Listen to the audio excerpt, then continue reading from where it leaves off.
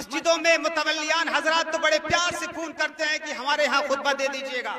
सोमवार के दिन से फोन आना शुरू हो जाता है कि हमारे यहाँ मस्जिद में खुतबा देना है, लेकिन मुतवल्लियान हजरात को एक वक्त का खाना देते हुए ऐसा लगता है किडनी किसने मांग लिया, उनकी किडनी किसने मांग लिया। अजीजाने गिरामी, जिस माहौल में हम सांस ले रहे हैं वो वही माहौल है जिस माहौल में एक बाप ने अपने बच्चों के बारे में सोचा था। क्या सोचा था? मा ताबुदूना मिन बादी। वही चीज मैं आपके सामने कह रहा हूँ। हम अपने इदारों को मजबूत करें। तालीम ही आपको बचा सकती है इस दलदल से। इस दुनिया की कोई ताकत नहीं है सिवाय अल्लाह रब्बुल आलमीन के कि आपको इस दलदल से बचा सके। इसलिए अल्लाह रब्बुल आलमीन की पहली वही इक़रा बिस्मि रब्बिकल्लज़ी खलक़। आप पढ़ोगे वरना काटे जाओगे, वरना आपकी हालत क्या होगी ये वक्त बता रहा है कि हमारी हालत क्या है और मजीद क्या हालत हमारी होगी। याकूब अलैहिस्सलातु वस्सलाम इस दुनिया से कूच कर रहे थे, इस दुनिया से जा रहे थे तो अपने बच्चों को इकट्ठा किया। इकट्ठा करने के बाद पूछा, मा ताबुदूना मिन बादी, आप मेरे बाद किसकी इबादत करेंगे, मेरे बाद किसको पूजेंगे।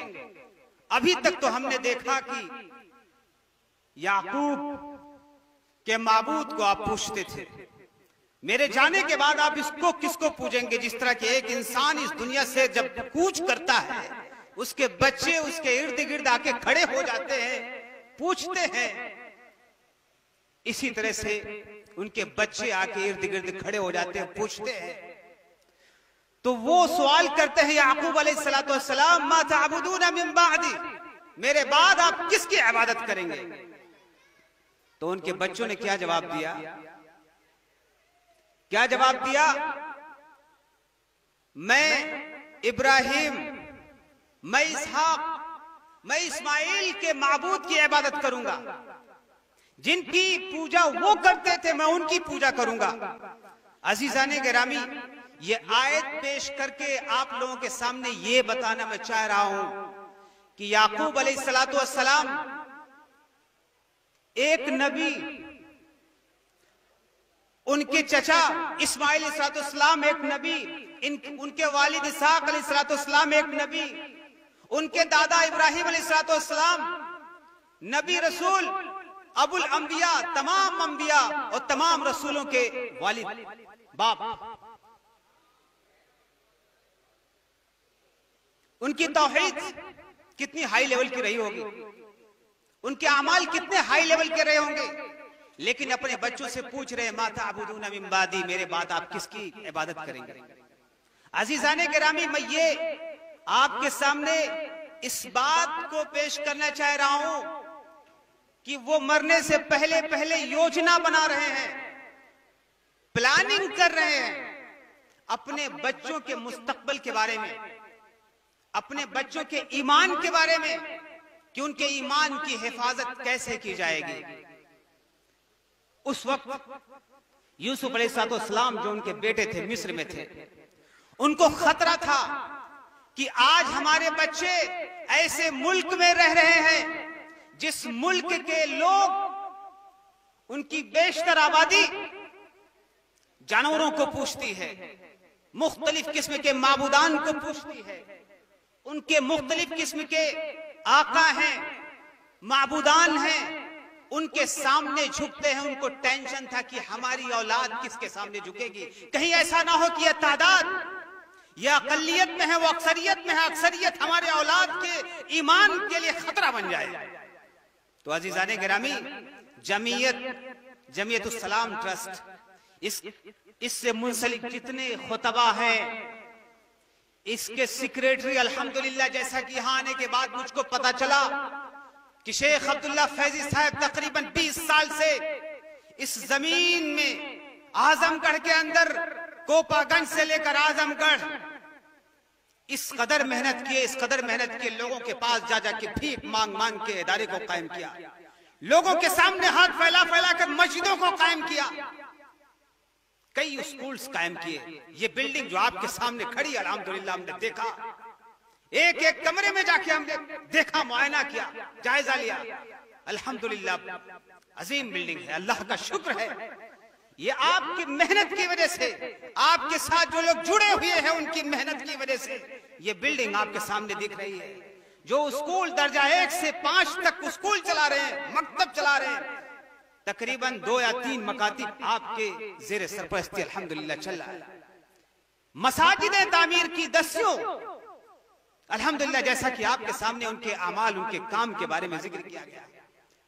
ये किस लिए अजीजाने गिरामी? सिर्फ और सिर्फ आपकी नस्लों, आपके आने वाली नस्लों, आपके बच्चों के ईमान के तहफ्फुज के लिए, हमारे ईमान के तहफ्फुज के लिए, हमारी बच्चों के ईमान के तहफ्फुज के लिए, हमारी कौम की तरक्की के लिए याकूब अलैहिस्सलातु वस्सलाम सोच रहे हैं अपने बच्चों के बारे में कि हम उनके ईमान का तहफ्फुज कैसे होगा।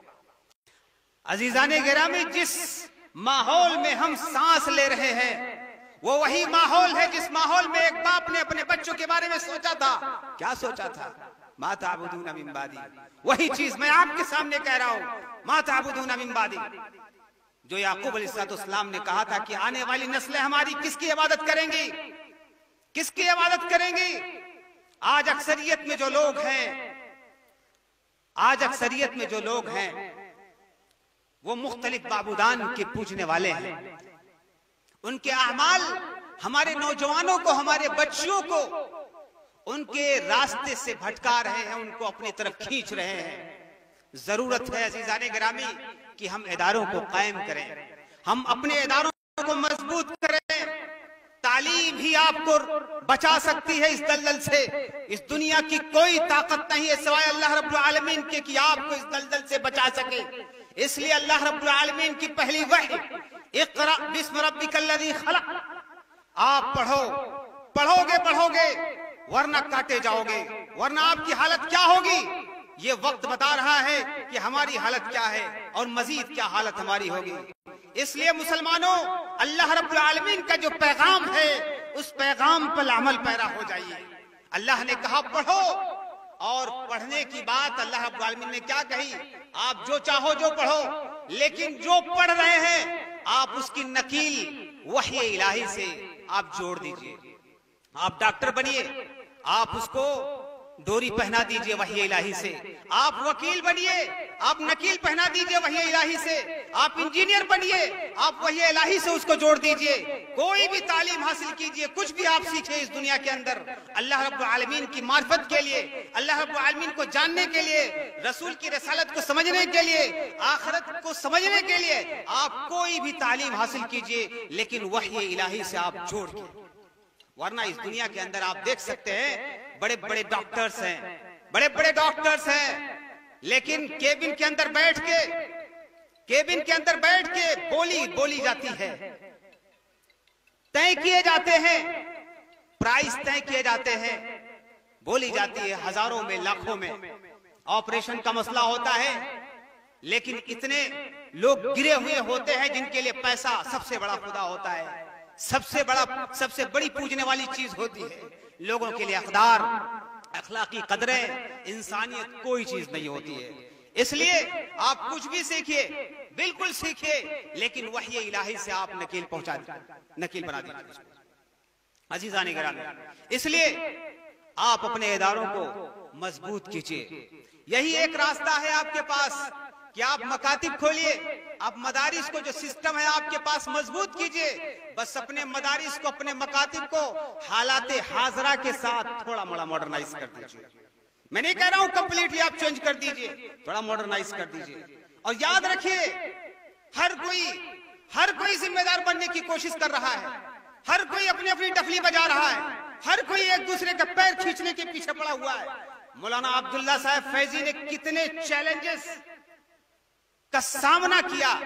आपसे बातचीत हुई, उन्होंने बताया कि शेख मोहतरम, एक खतीब को हम कहीं भेजते हैं तो इतनी तकलीफ होती है, उनके लिए किराए का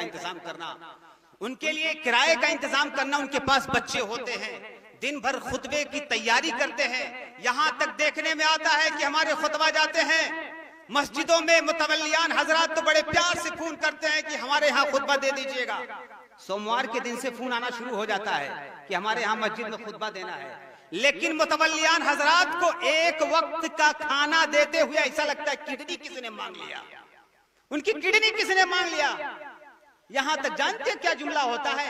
मौलवी साहब बहुत अच्छा खुतबा दिया, ग्रेड तो दे दिया A+, A-, B+, B-, C-, C+, आपने दे दिया ग्रेड। वहां तराजू लेके बैठे रहते हैं, आपने मौलवी साहब बहुत अच्छा किया, मौलवी साहब आपने यहाँ गलत कर दिया। जब हलाल हराम पे खुतबा बोल दिया तो लोगों को लग गई मौलवी साहब कैसा मौजू आप सिलेक्ट करते हैं कि आप देखिए इस पे इस तरह बोलना चाहिए था आपको। आप नमाज पे बोलिए, आप ज़कात पे बोलिए, हलाल हराम पे मत हमें आईना दिखाने की कोशिश मत कीजिए। अच्छा मौलवी साहब ठीक है मैं चलता हूँ, खाना तो खा के आए होंगे, ये जुमला समझने की कोशिश कीजिए। ये हमारे